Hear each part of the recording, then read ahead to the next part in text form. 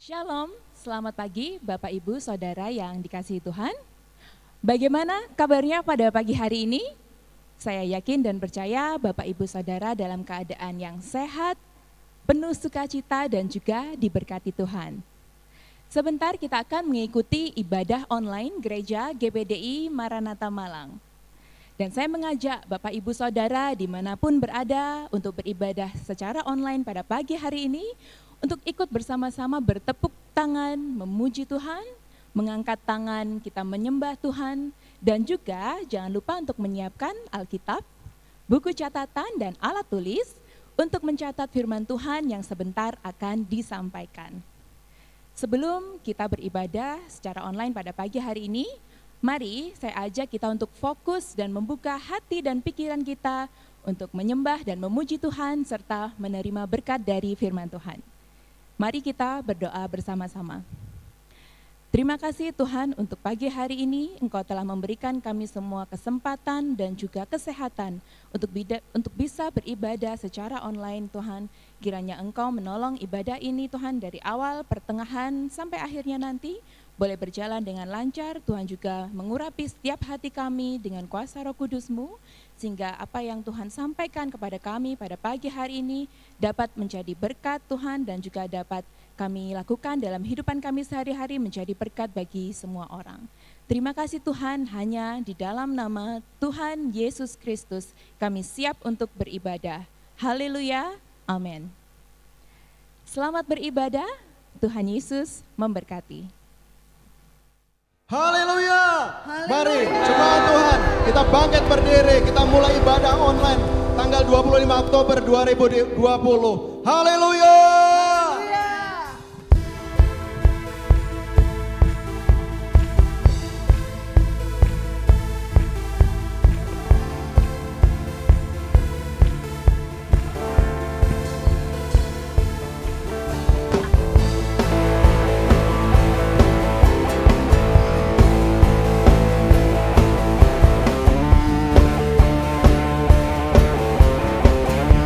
Bersyukurlah kepadanya.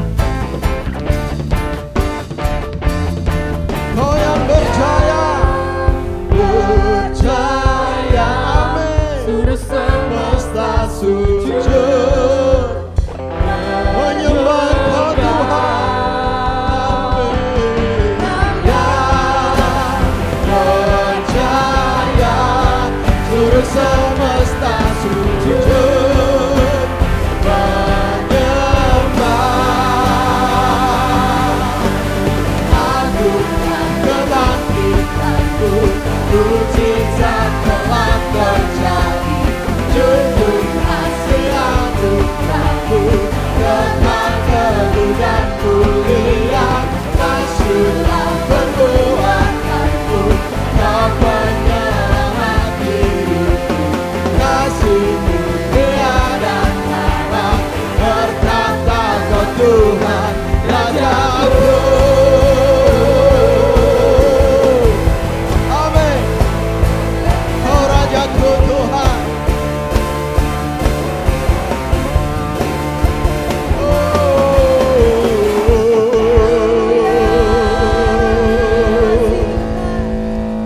Kami ingin menyembah lebih dalam lagi Tuhan. Kami ingin meninggikan Engkau. Engkau yang layak. Kami beri pujian hormat hanya bagi-Mu.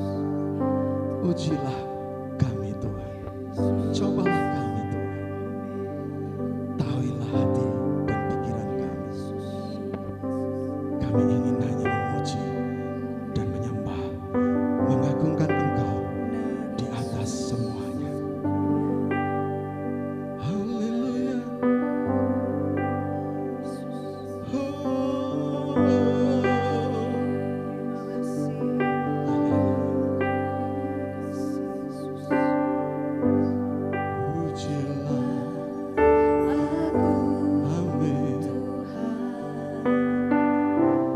Cobalah aku Tuhan, selidiki batinku dan hatiku,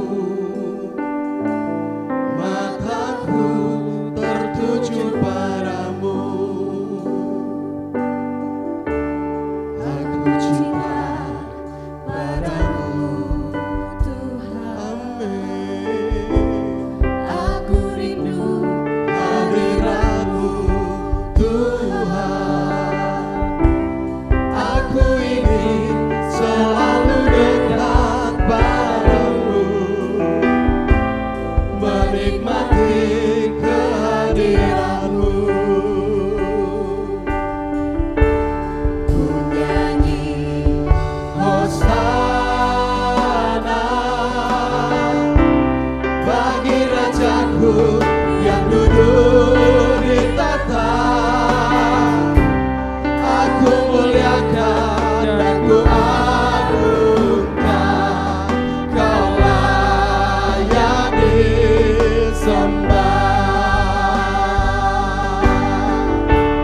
Ku nyanyi Hosana bagi Rajaku yang duduk di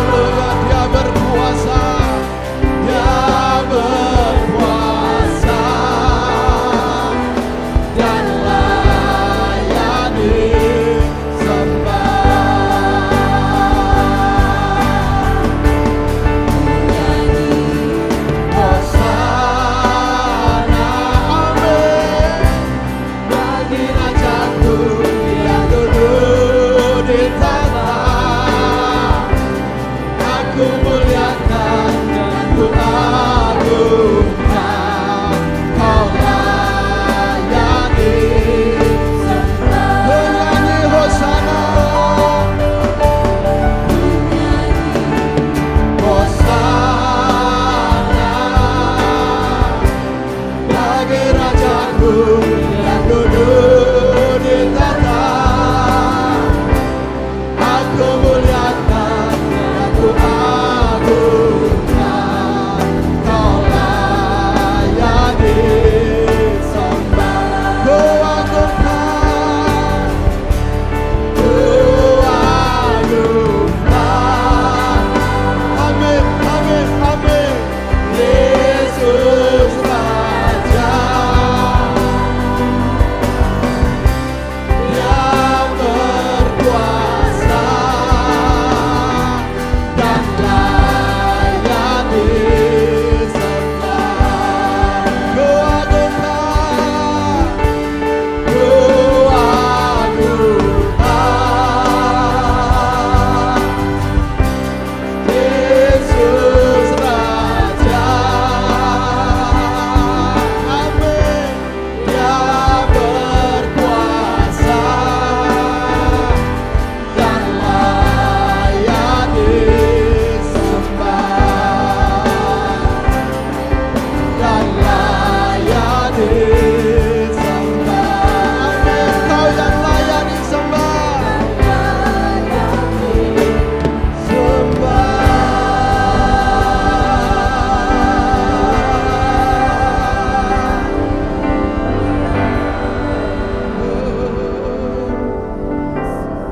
Kau yang layak disembah, hanya Kau yang layak disembah, hanya Kau yang layak disembah.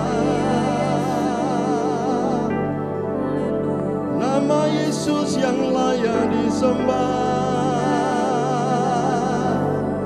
hanya Engkau Tuhan.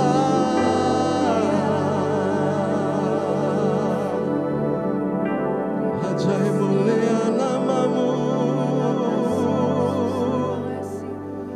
ditinggikan dan dihormat. Hanya Kau yang layak, hanya Kau yang layak, hanya Kau yang layak Tuhan.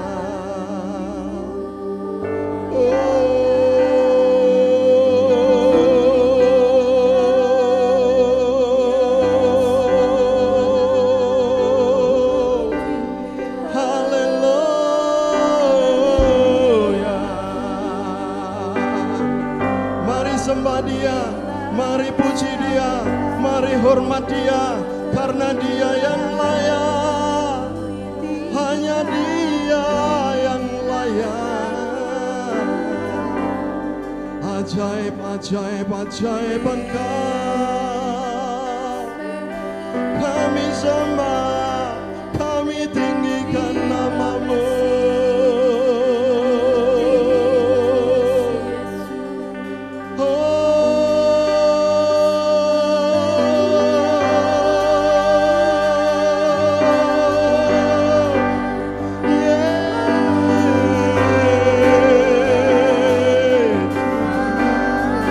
Yesus, Yesus, hanya Kau yang layak ditinggikan.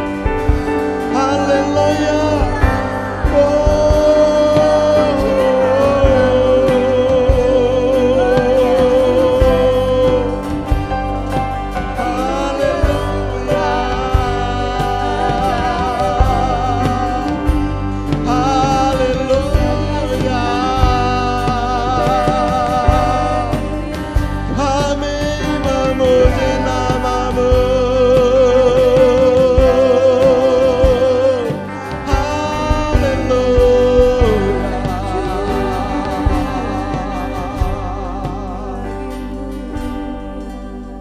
Benar Tuhan.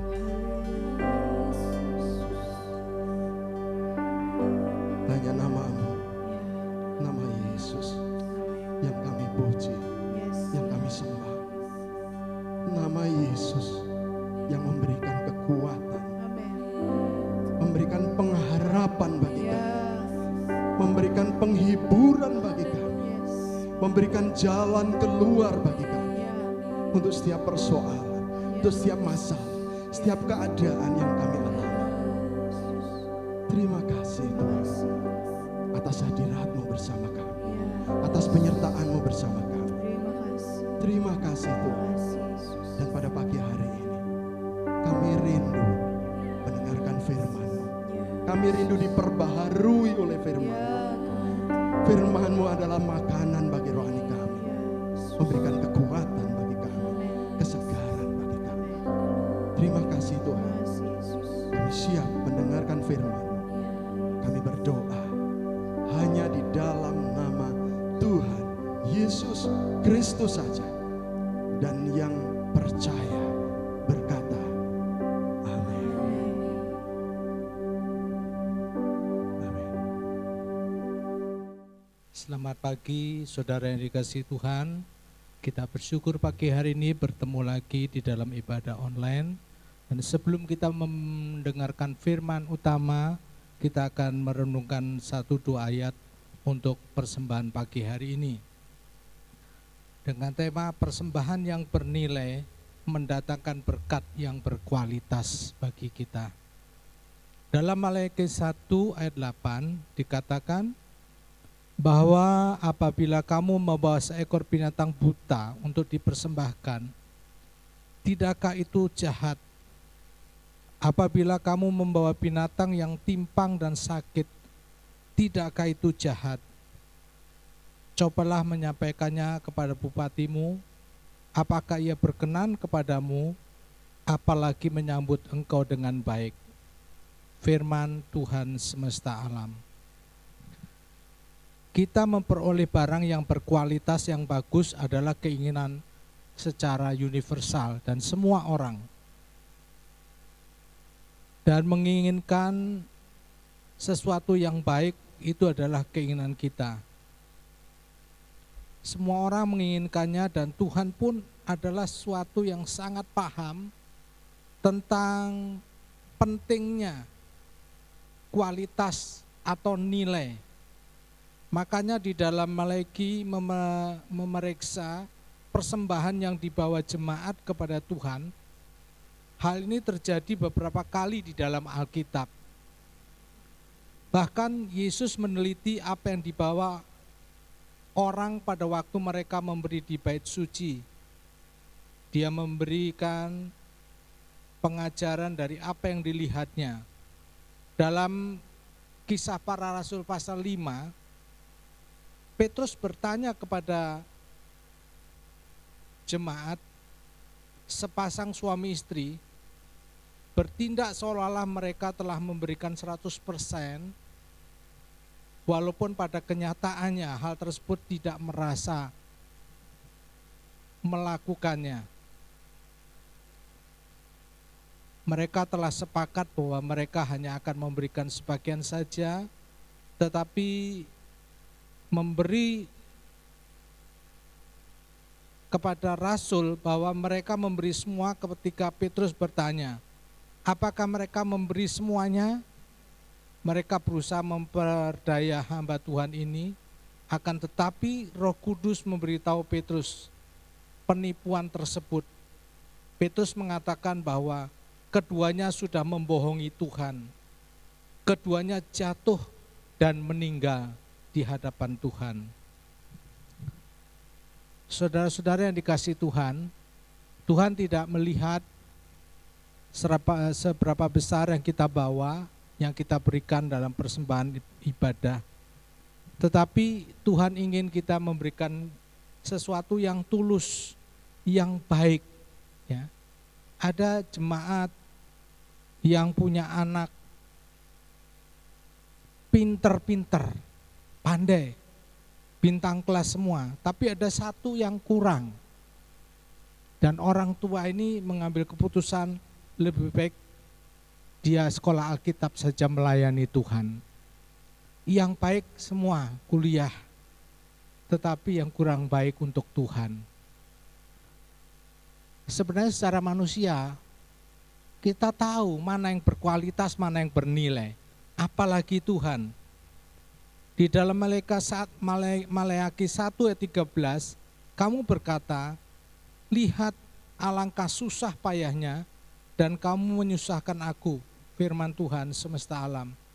Kamu membawa binatang yang dirampas, binatang yang timpang, dan binatang yang sakit, kamu membawanya sebagai persembahan, akan berkenankah aku menerimanya dari tanganmu itu, firman Tuhan.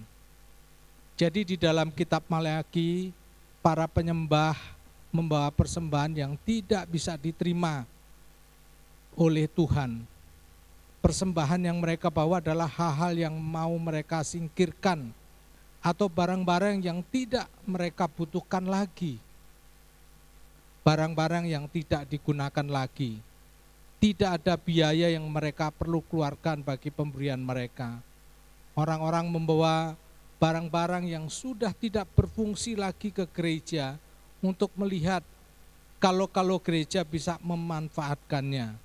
Mereka membawa mesin tik tua atau komputer tua yang ada bagian-bagiannya sudah tidak berfungsi lagi. Kita perlu sudut pandang yang lebih tinggi tentang Tuhan supaya kita bisa memberikan yang terbaik, yang bernilai, dan yang masih bisa difungsikan. Biarlah pagi ini Bapak Ibu Saudara sekalian, kita menyadari oleh karena ibadah-ibadah yang dilaksanakan sangat dinamis dengan memanfaatkan teknologi terbaru yang berkembang saat ini untuk kemuliaan Tuhan. Jadi apapun yang kita berikan, entah itu alat elektronik atau talenta kita berikan yang terbaik. Sedihnya, seringkali gereja menjadi lumpuh fungsinya karena persembahan-persembahan lumpuh yang diberikan. Kalau kita memberi persembahan dengan kualitas rendah, tidak baik, tidak bermutu kualitasnya, maka kita akan menuai berkat yang rendah pula. Tetapi kalau kita memberi persembahan dengan kualitas terbaik, maka kita akan menerima berkat yang berkualitas dan sangat bernilai buat kita. Puji Tuhan, Tuhan memberkati. Kita akan berdoa untuk persembahan ini. Terima kasih Bapa untuk firman-Mu pagi hari ini. Kami diajarkan untuk memberikan yang terbaik bagi pekerjaan-Mu Tuhan. Karena Engkau terlebih dulu membeli yang terbaik bagi kami umat-Mu, bagi kami jemaat-Mu Tuhan. Ajarkan kami untuk kami dapat memberikan, menyisihkan sesuatu yang terbaik. Karena kami tahu apa yang kami tabur kami akan tuai. Kami tabur yang baik, kami akan menuai yang terbaik dari Engkau Tuhan. Memberkati sidang jemaat-Mu, berkati usaha pekerjaan studi mereka, dan apa yang dikerjakan buatlah berhasil. Dalam nama Yesus kami berdoa. Haleluya. Amin. Halo Bapak Ibu Saudara dimanapun saudara berada. Pagi hari ini kita akan belajar tentang ketekunan. Ketekunan, mari katakan bersama, 2, 3, ketekunan. Ya, kita akan membaca di dalam Roma pasal 5 ayat yang ketiga. Roma 5 ayat yang ketiga. Kita malah bermegah juga dalam kesengsaraan kita, karena kita tahu bahwa kesengsaraan itu menimbulkan ketekunan. Ya, menimbulkan ketekunan. Nah, fakta dalam kita menjalani kehidupan ini, pasti setiap kita pernah mengalami yang namanya kesengsaraan.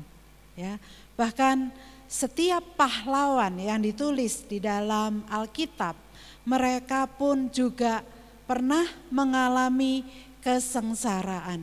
Ya, seperti ayat yang kita baca tadi dikatakan bahwa kesengsaraan itu menimbulkan ketekunan. Nah, saya akan menceritakan pada bulan Juli tahun 2000, Vonetta Flowers mendarat di Sacramento, California, Amerika ya, dan dia siap untuk berkompetisi masuk dalam tim Amerika ke Olimpiade Sydney. Nah, Vonetta telah berlatih seumur hidupnya. Dia sudah bermimpi untuk menjadi atlet Olimpiade sejak dia masih kecil. Waktu SD dia menjadi pelari tercepat di klubnya. Dan selanjutnya dia menjadi atlet yang baik di lomba lari, volleyball, basketball di SMA-nya. Bahkan sempat menjadi MVP selama 3 musim. Ya. Kemudian ketika dia kuliah di universitas, dia fokus untuk jadi atlet olahraga lapangan, ya. Di dalam lomba lari cepat 200 sampai 400 meter, kemudian lompat jauh, lompat jangkit, dan estafet. Kemudian dia masuk dalam tim Amerika sebanyak 7 kali ya.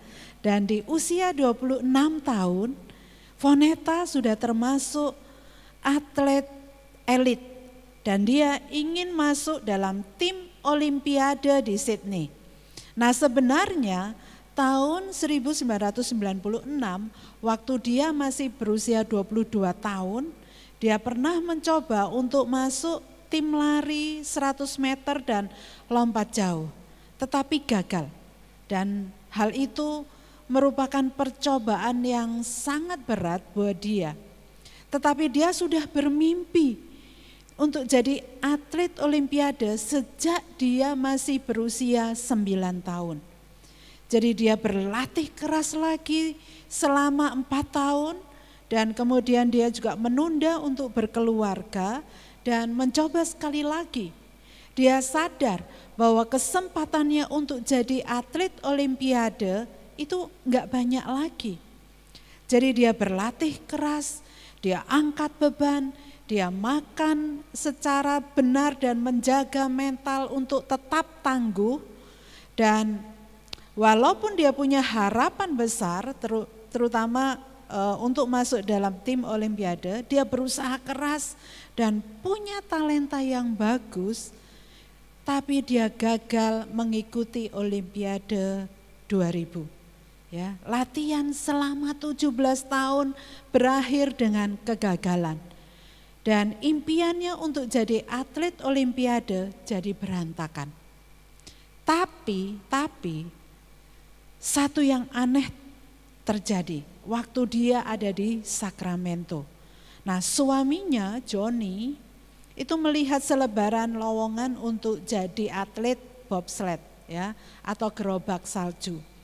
Dan Vonetta ada di persimpangan jalan. Dia merasa gerobak salju itu bukan bidang olahraganya.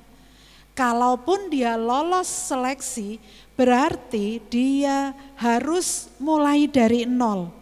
Karena ini olahraga yang baru ya bagi Vonetta. Dan di atas lapangan yang berbeda, yaitu es. Dan hal tersebut pasti membutuhkan tingkat ketekunan melampaui yang sudah dia kerjakan selama ini. Nah, singkat cerita, dia menjalani seleksi dan kemudian dia lolos jadi atlet bobsled ya.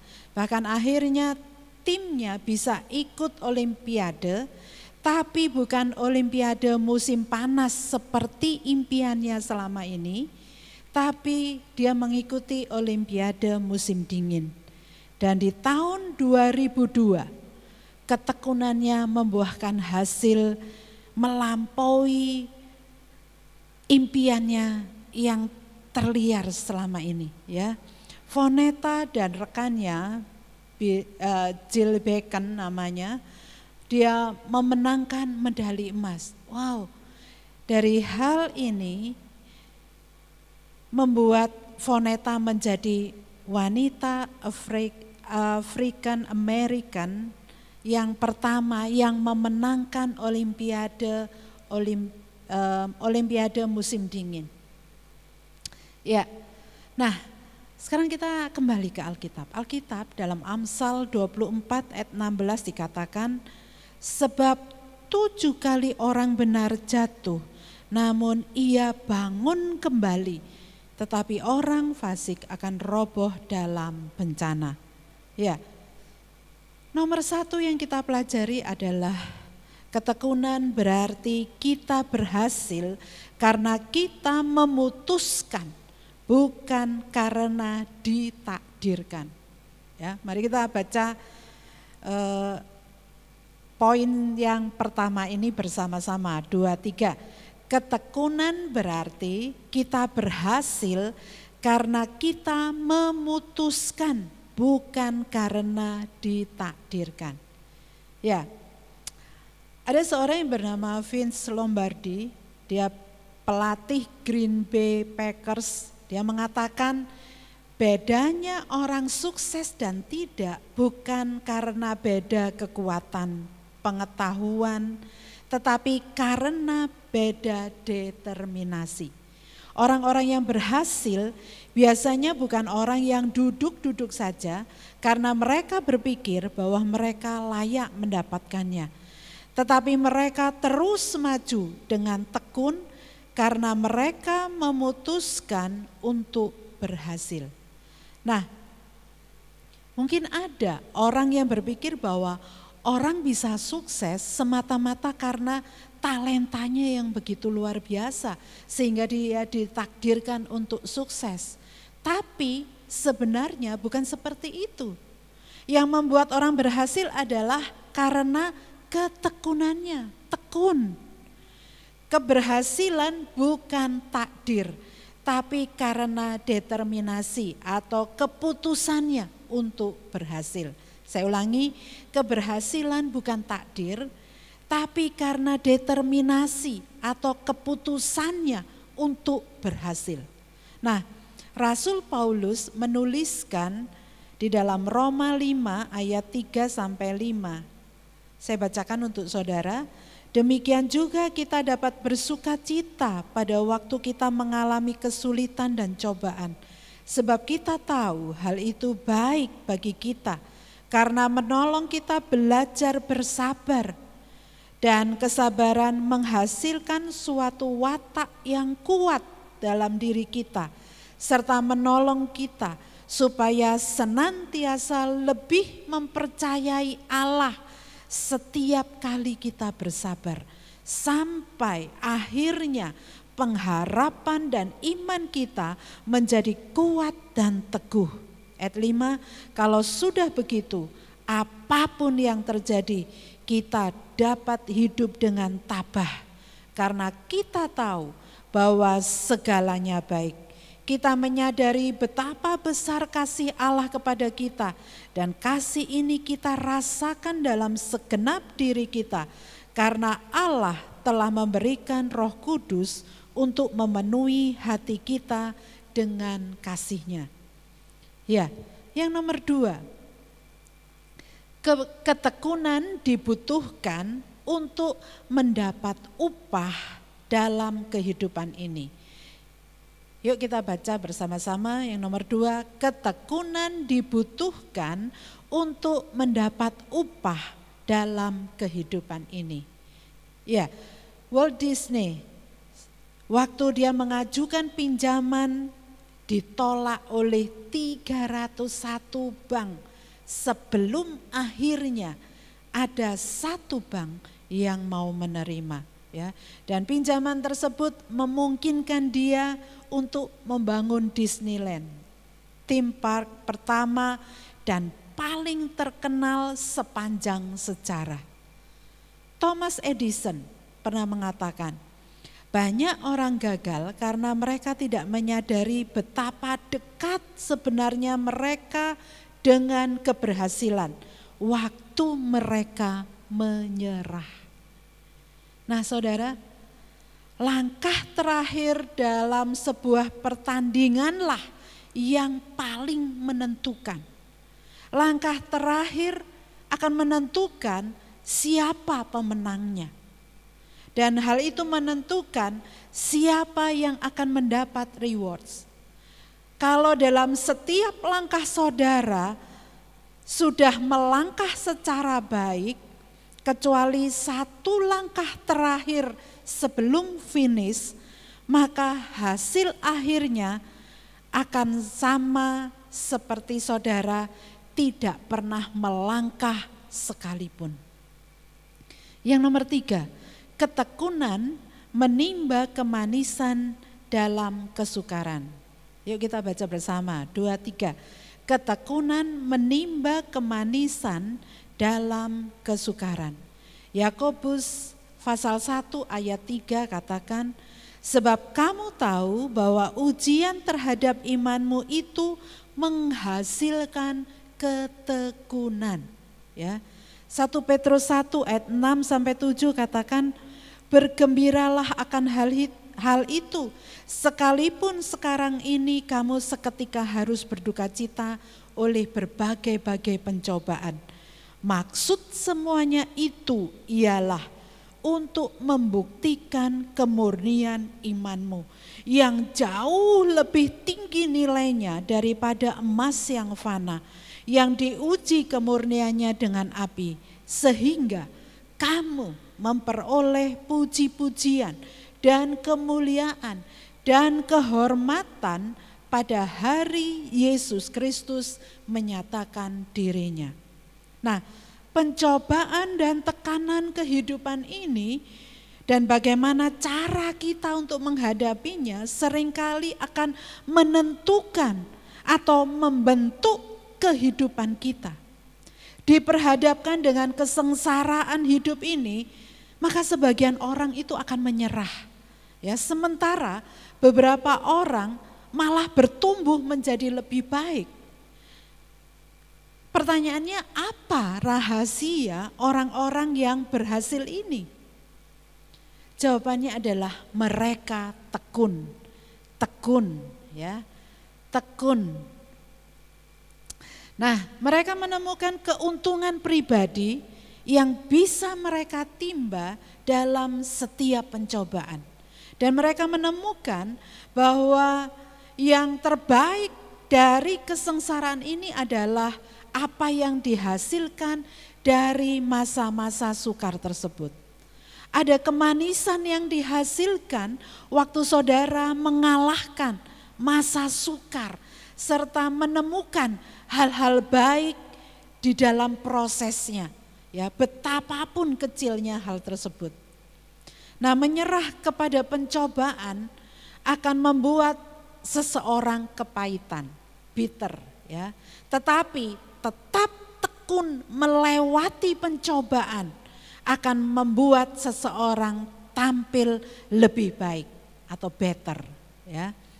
Jadi pilihan ada di tangan saudara, mau bitter atau better, pilihan ada di tangan saudara. Mungkin memang tidak semua impian, doa dan benih itu akan menghasilkan.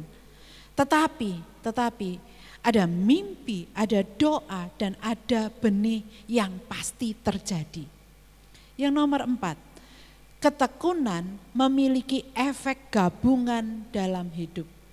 Ketekunan memiliki efek gabungan dalam hidup. Amsal 13 ayat yang ke-11. Amsal 13 ayat 11 saya akan bacakan dalam bahasa Indonesia masa kini. Kekayaan yang didapat dengan mudah akan cepat berkurang pula. Tetapi harta yang dikumpulkan sedikit demi sedikit akan semakin bertambah.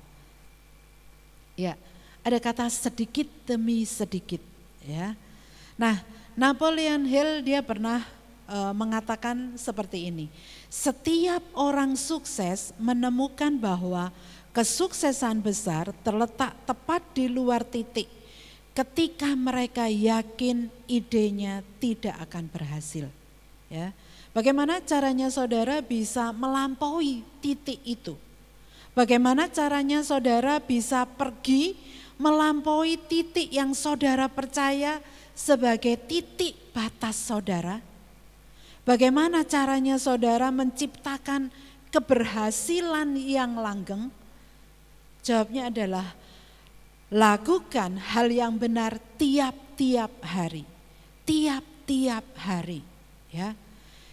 Tidak ada jalan pintas menuju sesuatu yang berharga. Tidak ada jalan pintas. Ya, waktu setiap hari saudara melakukan hal yang benar, ya, kerja keras, memperlakukan orang dengan hormat dan bertumbuh, maka saudara sementara berinvestasi.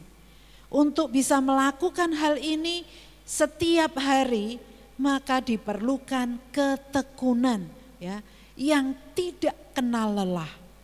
Tapi kalau saudara terus melakukannya, maka keberhasilan-keberhasilan kecil tersebut akan bergabung menjadi keberhasilan besar seiring dengan berjalannya waktu.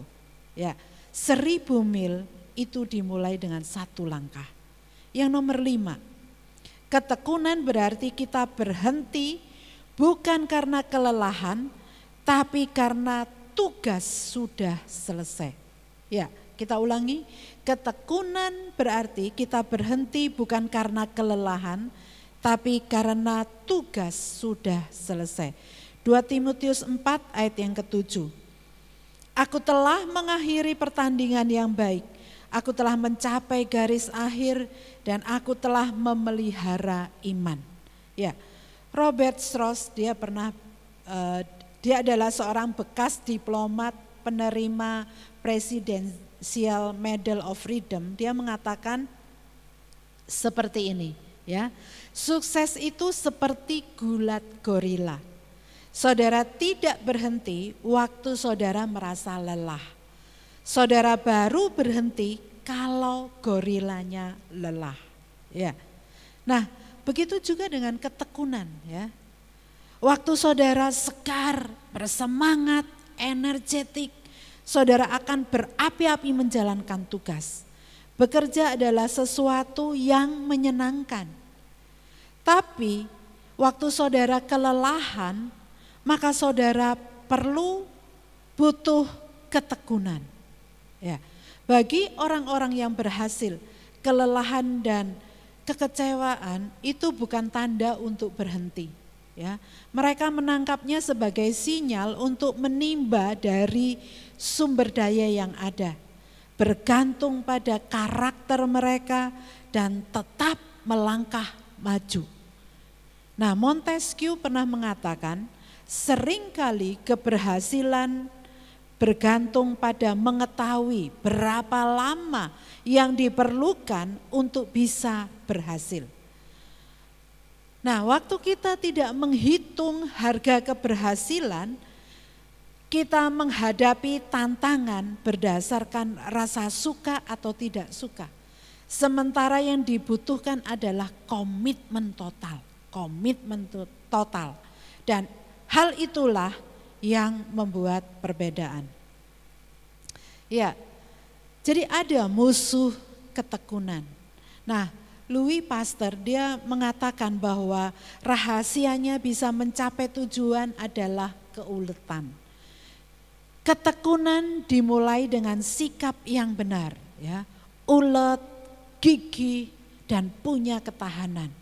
Ulet, gigih, punya ketahanan. Jadi ingin tekun saja itu enggak cukup untuk membuat orang bisa bertahan.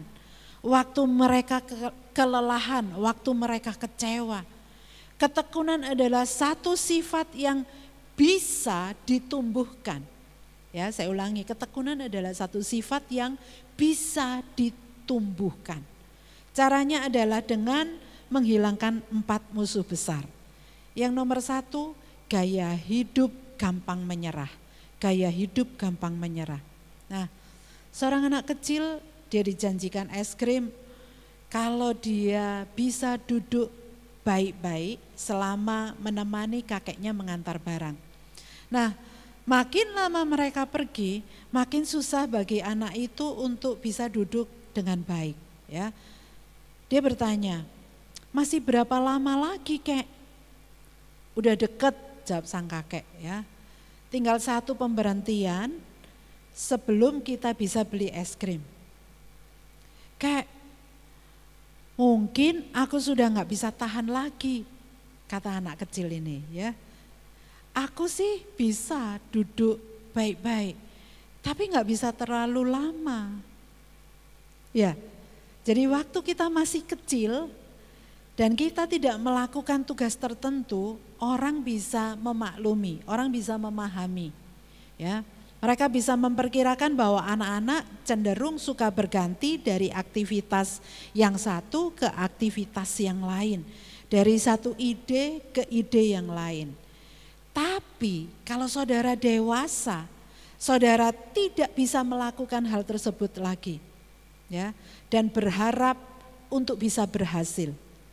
Nah, ada seorang ilmuwan namanya L.G. Elliot. Dia mengatakan orang yang bimbang jarang yang sukses. Ya, mereka jarang bisa memenangkan rasa hormat dari rekan-rekan mereka. Orang-orang yang sukses biasanya sangat berhati-hati dalam mengambil keputusan dan kemudian konsisten serta penuh determinasi dalam tindakannya berdasarkan keputusannya tersebut. Alkitab juga mengatakan dalam Yakobus 1 ayat 6b sampai yang ke-8 dikatakan orang yang bimbang sama dengan gelombang laut yang diombang-ambingkan kian kemari oleh angin. Orang yang demikian janganlah mengira bahwa ia akan menerima sesuatu dari Tuhan. Sebab orang yang mendua hati tidak akan tenang dalam hidupnya. Ya, jadi kalau saudara ingin sukses dan memaksimalkan talenta saudara, saudara perlu jadi orang yang konsisten dan tidak mudah untuk berubah-ubah. Talenta tanpa ketekunan tidak akan berhasil maksimal. Ya, kesempatan tanpa ketekunan itu akan lenyap. Jadi ada korelasi langsung antara ketekunan dan potensi.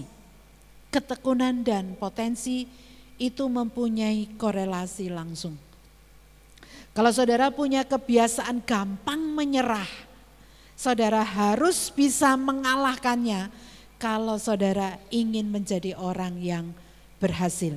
Yang kedua, tantangan yang kedua adalah anggapan yang keliru, yang kedua adalah kepercayaan yang salah bahwa hidup harus mudah. Kepercayaan yang salah bahwa hidup harus mudah. Yohanes 16 ayat 33 katakan, semuanya itu kukatakan kepadamu, ya Yesus berkata, supaya kamu beroleh damai sejahtera dalam aku. Dalam dunia kamu menderita penganiayaan, tetapi kuatkanlah hatimu, aku telah mengalahkan dunia. Ya, bahasa Inggris katakan, in the world you shall have tribulation. Ya, oleh sebab itu kita harus memiliki ekspektasi yang benar waktu kita menghadapi segala sesuatu, itu sudah merupakan separuh kemenangan. Ya, John Norcross, dia adalah profesor psikologis di University of Scranton. Dia meneliti tentang manusia dan sasaran-sasaran mereka. Dan dia menemukan karakteristik yang membedakan antara orang yang mencapai sasaran mereka dan tidak adalah pengharapan atau ekspektasi. Ya, dua-duanya mungkin mengalami kegagalan yang sama di bulan pertama, tapi mereka mencoba meraih sasaran mereka. Tetapi orang-orang yang masuk golongan pencapaian sasaran yang tidak mengharapkan untuk bisa langsung sukses. Ya, karenanya mereka memandang kegagalan sebagai suatu alasan untuk mereka berkomitmen ulang. Ya, serta sebagai pengingat untuk mereka bisa lebih fokus ke sasaran dengan tekad yang lebih besar. Norcross mengatakan mereka yang masuk golongan tidak berhasil mengatakan bahwa kegagalan adalah bukti bahwa mereka tidak mampu. Ya, yang nomor 3, musuh dari ketekunan adalah kepercayaan yang salah bahwa keberhasilan adalah suatu tempat tujuan atau destinasi. Ya, kepercayaan yang salah bahwa keberhasilan adalah suatu tempat tujuan atau destinasi. Filipi 3 ayat 13 sampai 14. Filipi 3 ayat 13 sampai 14 katakan, saudara-saudaraku, aku sendiri tidak menganggap bahwa aku telah menangkapnya. Tetapi ini yang kulakukan, aku melupakan apa yang telah di belakangku dan mengarahkan diri kepada apa yang di hadapanku. Dan berlari-lari kepada tujuan untuk memperoleh hadiah, yaitu panggilan sorgawi dari Allah dalam Kristus Yesus. Nah, Pat Riley adalah pelatih basket NBA yang telah banyak memenangkan kejuaraan. Dalam bukunya yang berjudul The Winner Within, dia menulis, kepuasan adalah rintangan terakhir setiap pemenang. Tim manapun harus diatasi sebelum mencapai potensi yang hebat. Kepuasan adalah penyakit sukses. Ini berakar saat Anda merasa nyaman dengan diri Anda dan apa yang telah Anda capai. Ya, mungkin ironis, tapi kesuksesan di masa lalu itu seringkali merupakan musuh terbesar bagi keberhasilan kita di masa depan. Kalau saudara sudah seringkali saudara mungkin merasa sudah sampai, ya, dalam tanda petik, sudah sampai, maka saudara akan dapat masalah. Selama saudara berpikir bahwa saudara tidak perlu mengupayakan peningkatan, maka saudara kehilangan fondasi saudara. Yang nomor 4, musuh dari ketekunan adalah kurangnya visi. Ya. Amsal 29 ayat 18 katakan, bila tidak ada wahyu menjadi liarlah rakyat. Ya, bahasa Inggris katakan, where there is no vision, the people perish. Ya, segala hal yang diciptakan sebenarnya itu diciptakan 2 kali. Ya, yang pertama itu diciptakan di dalam mental, kemudian baru diciptakan secara fisik. Dari mana penciptaan mental tersebut datang? Jawabnya adalah dari visi. Visi, ya. Visi adalah tujuan, masa depan, cita-cita atau hal yang ingin dilakukan. Ya, orang yang tekun selalu memiliki visi yang lebih besar di dalam pikiran mereka, dalam apapun yang mereka kerjakan. Mereka melihat dalam mata pikiran mereka apa yang mereka ingin ciptakan atau kerjakan, dan mereka tetap mengerjakannya sementara mereka bekerja. Ya, hari ini kita belajar 5 hal, ya. Yang pertama, ketekunan berarti kita berhasil karena kita memutuskan, bukan karena ditakdirkan. Yang nomor 2, ketekunan dibutuhkan untuk mendapatkan upah dalam kehidupan ini. Yang nomor 3, ketekunan menimba kemanisan di dalam kesukaran. Yang keempat, ketekunan memiliki efek gabungan dalam hidup. Dan yang kelima, ketekunan berarti kita berhenti bukan karena kelelahan, tapi karena tugas sudah selesai. Ya. Haleluya, amin. Mari kita sama-sama tundukkan kepala, kita akan berdoa untuk firman Tuhan yang telah kita dengar pada pagi hari ini. Haleluya, haleluya, haleluya. Haleluya, haleluya, haleluya. Terima kasih ya Tuhan untuk peringatan dari firman-Mu. Terima kasih ya Tuhan. Mari jadikan setiap kami orang-orang yang tekun dalam menjalani kehidupan ini. Jadikan kami orang-orang yang mau tekun ya Tuhan untuk beriman kepadamu. Menjadi orang-orang yang tidak gampang menyerah dengan kesulitan, dengan kesukaran yang sementara hari-hari ini melanda dunia ya Tuhan.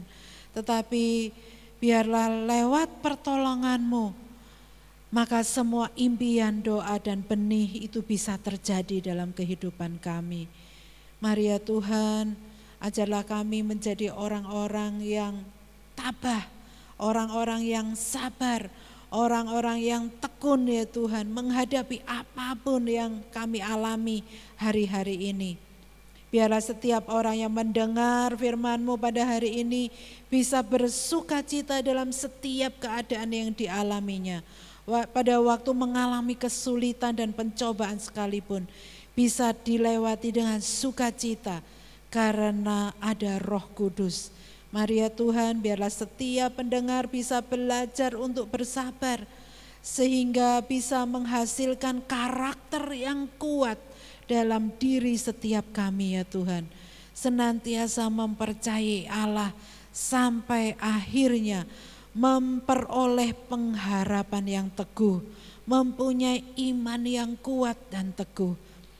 Karena kita tahu bahwa Engkau Tuhan selalu bersama dengan kami dalam setiap keadaan. Terima kasih ya Tuhan, biarlah setiap jemaat-Mu boleh menyadari bahwa Engkau Tuhan begitu mengasihi setiap kami. Terima kasih ya Tuhan untuk firman-Mu pada hari ini. Hanya di dalam nama Tuhan Yesus Kristus, nama yang berkuasa, kami mendasarkan doa kami. Haleluya, haleluya. Mari yang percaya katakan amin. Ya, puji Tuhan, mari kita akhiri ibadah pada pagi hari ini. Bapak, Ibu, Saudara bisa tundukkan kepala. Bersyukur Tuhan buat firman pagi ini. Terima kasih buat teguran firman-Mu bahwa kami harus tekun dalam menghadapi kehidupan.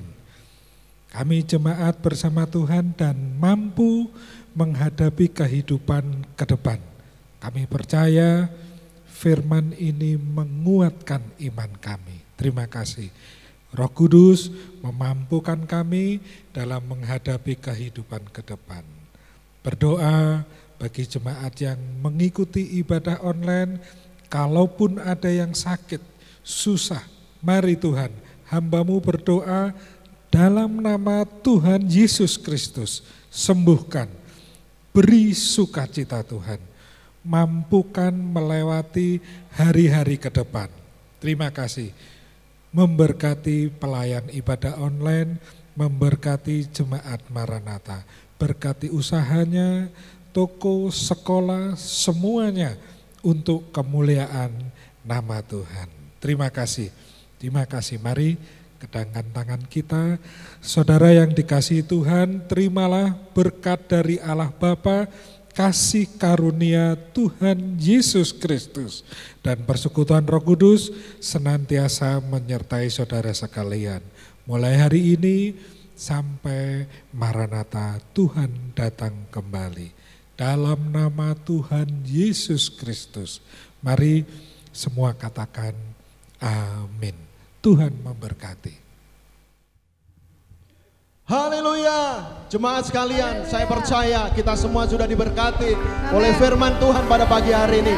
Sampai bertemu di ibadah online minggu depan. Haleluya.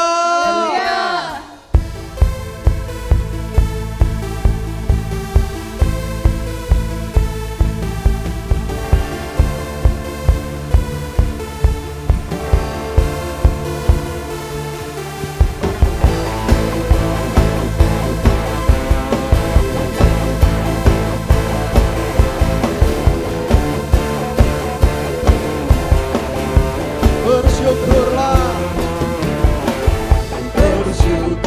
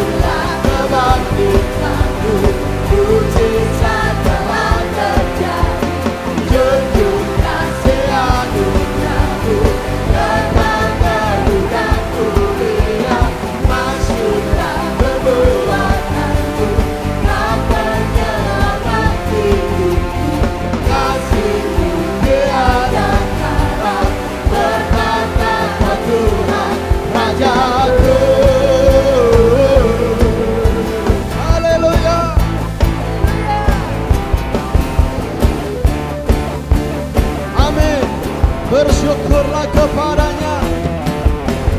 Bersyukurlah kepadanya, bawalah pujian baginya, karena dia Raja, oh, dia yang berkuasa.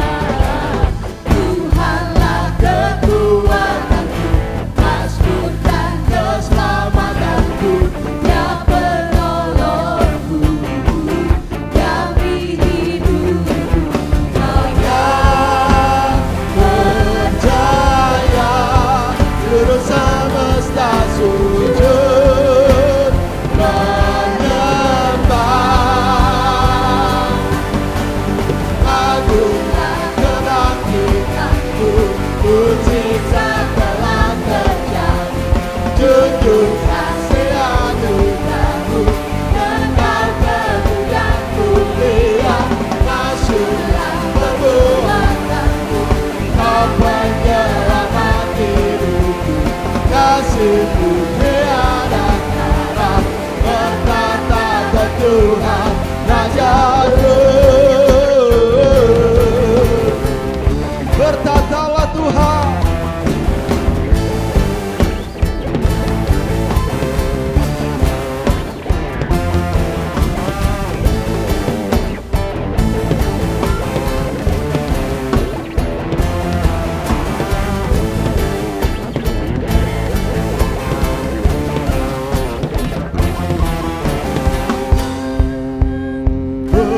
Percaya seluruh semesta sujud. Amin. Kau yang berjaya. Percaya seluruh semesta sujud menyembah. Agunglah kebangkitanmu, mujizat telah terjadi. Junjung kasih anugerahmu, kekal teguh dan mulia. Masyurlah perbuatanmu, Kau penyelamat hidupku. Kasih-Mu tiada tara, bertata ke Tuhan Rajaku. Amin.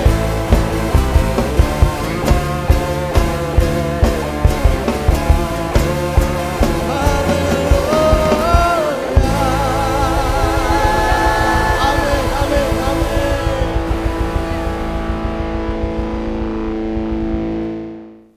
Puji Tuhan, kita sudah menyelesaikan ibadah online gereja GPDI Maranatha Malang pada pagi hari ini. Saya yakin kita semua sudah diberkati Tuhan secara luar biasa dengan pujian penyembahan dan juga firman Tuhan yang sudah disampaikan.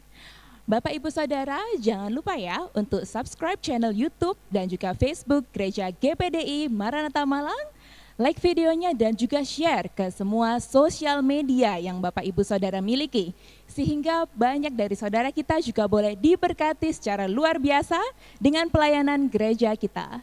Terima kasih, see you next week and God bless you.